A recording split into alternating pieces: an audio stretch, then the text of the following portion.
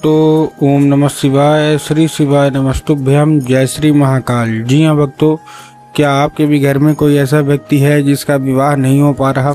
आप लोग बहुत ज़्यादा परेशान हैं उसके विवाह को लेके कि आखिरकार हमारे घर का जो व्यक्ति है इसका जो विवाह है वो क्यों नहीं हो पा रहा। आपने बहुत ज़्यादा मेहनत कर लिया, बहुत ज़्यादा प्रयास कर लिया कि उसका विवाह जो है वो हो जाए, लेकिन फिर भी उसका जो विवाह है ना वो नहीं हो पा रहा। आपके समझ में भी नहीं आ रहा कि क्या करें कि उस व्यक्ति का जो विवाह है वो हो जाए। तो आपको परेशान होने की बिल्कुल भी आवश्यकता नहीं है, क्योंकि आज जो मैं आपको उपाय बताने वाला हूँ, अगर आपने इसको ध्यान से सुन के और अच्छे तरीके से कर लिया तो अवश्य रूप से आपके घर का जो कोई भी व्यक्ति है उसका जो विवाह है वो होगा ही होगा। देखिए, आपको भी पता है कि पूज्य गुरुदेव की जो कथा होती है उसमें लाखों की भीड़ आती है। कैसे भीड़ आती है? लाखों की भीड़ आती है। और जब गुरुदेव की कथा में लाखों की भीड़ आती है तो वहाँ ज़्यादातर जो भक्त होते हैं वो क्या करते हैं, पत्र के द्वारा अपनी इच्छा और अपनी मनोकामना जो होती है वो गुरुदेव तक पहुँचाते हैं। तो अभी गुरुदेव की कथा चल रही थी, आज से 4 से 5 महीना पहले की बात है। गुरुदेव की कथा चल रही थी और गुरुदेव की कथा में लाखों की भीड़ आई।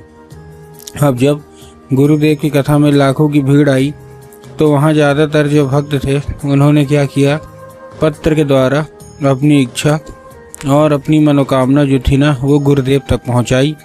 अब जब गुरुदेव के पास पत्र पहुँचा और गुरुदेव ने पत्र पढ़ा तो वहाँ गुरुदेव ने देखा कि ज़्यादातर जो भक्त हैं उनकी क्या है, केवल एक ही इच्छा, एक ही मनोकामना है, क्या कि गुरुदेव हमारा जो बच्चा है ना उसका विवाह नहीं हो रहा। हम लोग बहुत ज़्यादा परेशान हैं कि उस व्यक्ति का जो हमारा जो बच्चा है ना उसका विवाह हो जाए, लेकिन अभी भी उसका विवाह नहीं हो पा रहा। हमने क्या कुछ नहीं किया, हर एक चीज़ कर लिया कि उसका जो विवाह है वो हो जाए, लेकिन फिर भी जो विवाह है ना वो नहीं हो पा रहा। कृपया करके कोई उपाय बता दें ताकि उसका विवाह हो जाए। हर एक चीज़ कर लिया, हर एक चीज़ सही चल रहा होता है, हर एक चीज़ ठीक चल रहा होता है, लेकिन अंत में आके कुछ ना कुछ ऐसा होता है जिसके कारण उनका जो विवाह है ना वो नहीं हो पाता। कृपया करके कोई उपाय बता दें।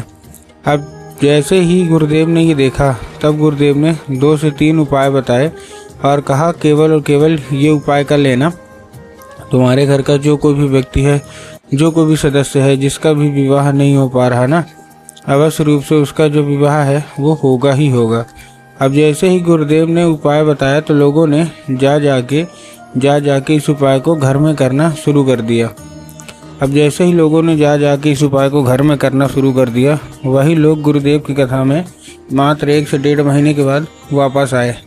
अब जब वही लोग गुरुदेव की कथा में वापस आए तो उन्होंने क्या किया, फिर से एक बार गुरुदेव को पत्र लिखा। लेकिन ये वाला जो पत्र था ये गुरुदेव को धन्यवाद के रूप में पत्र था कि गुरुदेव धन्य हो आपका, आपके द्वारा बताया गया उपाय हमने कर लिया है, हमारी सारी इच्छा, सारी जो मनोकामना है ना वो भी पूरी हो गई है, आपका कोटि कोटि धन्यवाद। तो देखिए, जो लोग भी मेरी आवाज़ अभी सुन रहे हैं ना, अगर आपको भी जानना है कि आखिर ऐसा कौन सा उपाय है जिसको करने मात्र से इच्छा मनोकामना जो है वो पूरी हो जाती है, तो चलिए हम बताते हैं आपको आज की इस वीडियो के माध्यम से कि आपको करना क्या है। तो बस उपाय ध्यान से सुन के अच्छे से करिएगा ज़रूर।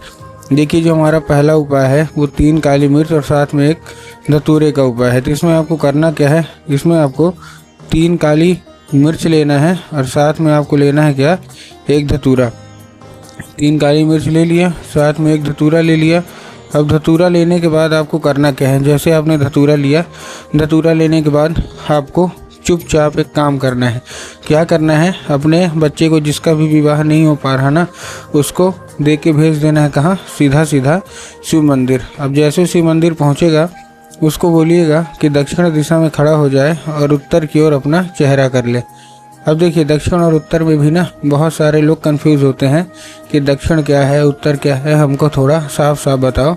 तब गुरुदेव ने साफ साफ बताया है कि आप जिस भी शिव मंदिर जा रहे हैं ना उस शिव मंदिर का जिधर साइड जलाधारी होगा आपको अपना चेहरा उधर साइड करके खड़े हो जाना है। ठीक खड़े हो गए, खड़े होने के बाद आपको क्या करना है, एक नाम लेके, कौन सा, महादेव का बहुत ही सुंदर सा नाम है, श्रम्भेश्वर महादेव। तो आपको करना क्या है, आपको श्रम्भेश्वर महादेव का नाम लेके और उन्हीं का स्मरण करके आपको चुपचाप क्या कर देना है, अर्पित कर देना है बस।